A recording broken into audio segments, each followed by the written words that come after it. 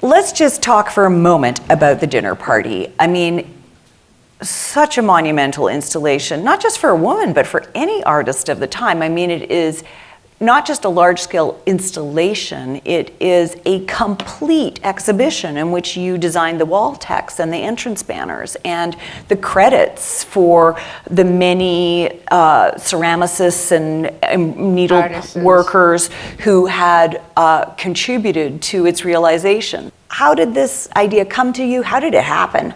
Well, you saw already that I thought big. I mean, and what I was encountering was I was encountering a lack of support. And it was very fortunate that at the end of the 60s, the beginning of the 70s, the women's movement started, because there was an audience like today hungry for images that affirm women. The dinner party came out of my own discoveries.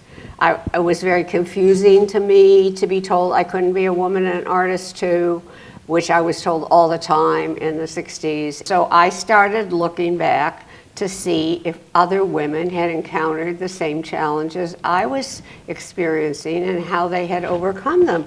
And I discovered all this information. It was like I used to say, it was like opening Queen Tut's tomb.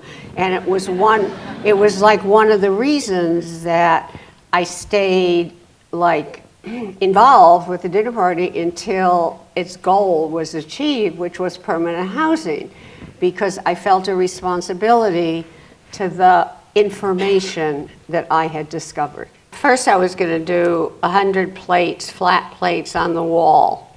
Then I was going to do 25 women who were eaten alive. I worked by myself for the first year and a half, so I was still formulating the idea, and then as I was still researching, women came into greater relief as we got closer to the present, and so I reflected that with the plates rising up.